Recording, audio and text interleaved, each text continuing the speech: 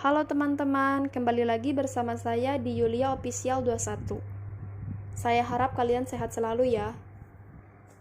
Oke, kali ini saya akan menceritakan sebuah kisah pilu pemerkosaan seorang gadis penjual telur yang terjadi di Yogyakarta pada tahun 1970. Gadis ini bernama Sumarijem atau Sum Kuning. Gadis ini berumur 17 tahun. Kejadian pernah menggemparkan masyarakat Yogyakarta. Kasus ini juga menjadi pembuktian integritas sosok Kapolri Bapak Hugeng Iman Santoso yang berani menyidik kasus ini. Karena kasus ini melibatkan sejumlah anak pejabat. Peristiwa naas ini terjadi saat Sum Kuning pulang ke rumahnya pada jam 5 sore. Saat itu sudah tidak ada lagi angkutan umum yang bisa ia tumpangi menuju rumahnya. Sum Kuning berjalan dari Ngampilan Jogja ke utara mengarah ke Godean. Di perjalanan tersebut Sum Kuning tampak was-was dan cemas. Pada jalan yang sepi, datang pemuda-pemuda gondrong yang turun dari mobil dan menarik paksa Sum Kuning untuk masuk ke dalam mobil tersebut. Sum Kuning berusaha sekuat tenaganya melawan, namun Sum Kuning tidak berhasil. Ia dibawa oleh pemuda-pemuda gondrong ke arah Bumidjo. Sum Kuning pun diancam dengan sebilah pisau. Setelahnya Sum Kuning dibius dan tak sadarkan diri. Kain yang ia gunakan sudah tersingkap. Lalu Sum Kuning merasakan kelaminnya seperti dimasukkan benda keras sampai 3 kali.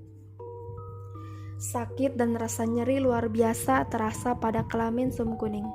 Selain itu, uang hasil Sum Kuning berjualan pun digasat habis, hanya menyisakan Rp100 saja. Lalu Sum Kuning dibuang di tepi jalan Wates Purwarejo, daerah Gamping. Dan pada pagi dini hari 22 September 1970, dalam kondisi lemah, Sum Kuning berjuang keras berjalan menuju Yogyakarta. Dalam perjalanan terlihat banyak orang berlalu lalang sibuk dengan aktivitasnya. Sum Kuning dengan sisa uang Rp100 yang dimilikinya, ia menyetop beca.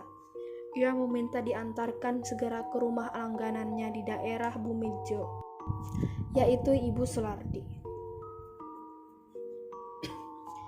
Saat sampai di rumah Ibu Sulardi, Sum Kuning menangis. Keadaannya sangat menyedihkan.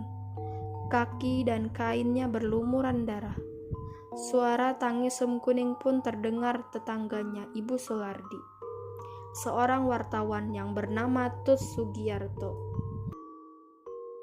Lalu pada Minggu pagi 22 September 1970, Tut segera menghubungi rekannya, yaitu Iman Santoso, seorang wartawan kedaulatan rakyat.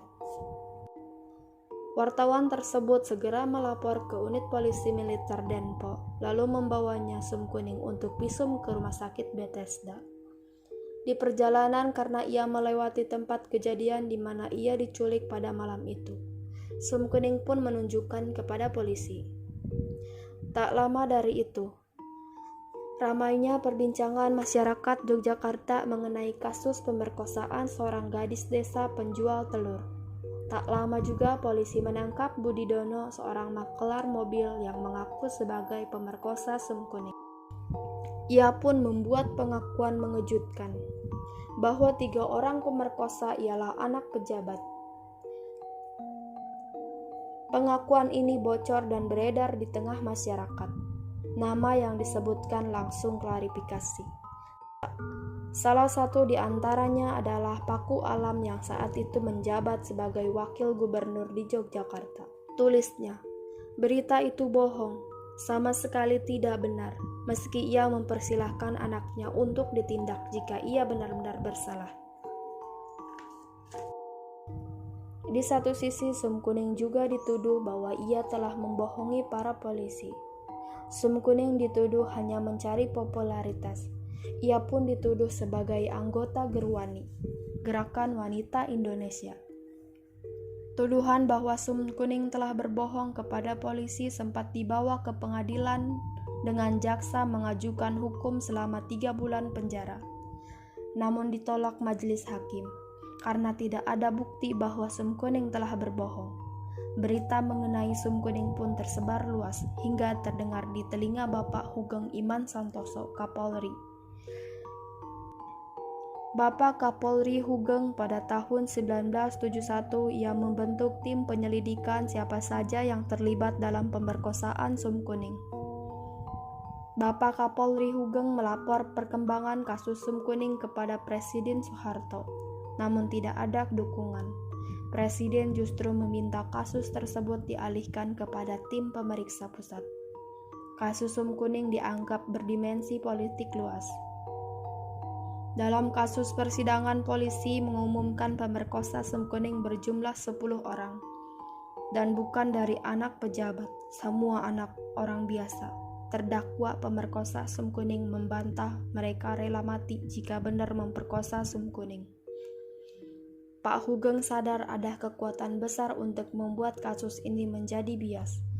Bahkan tanggal 2 Oktober, Bapak Hugeng dipensiunkan sebagai Kapolri. Beberapa pihak mengira Bapak Hugeng dipensiunkan untuk menutupi kasus ini. Karena Bapak Hugeng dalam mengusut kasus Sum Kuning telah memberi harapan akan adanya titik cerah. Bapak Hugeng memiliki integritas tinggi dalam menegakkan hukum.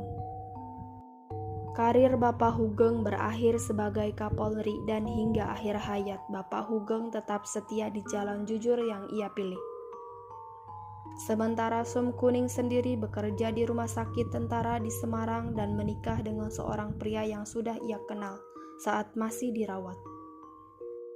Tapi siapa pemerkosa Sum Kuning masih tanda tanya sampai saat ini. Bagaimana menurut kalian? Apa pendapat kalian tentang kasus Sum Kuning?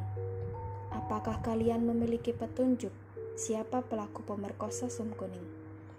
Silahkan ditulis di kolom komentar. Sekian dari saya dan terima kasih. Sampai jumpa kembali.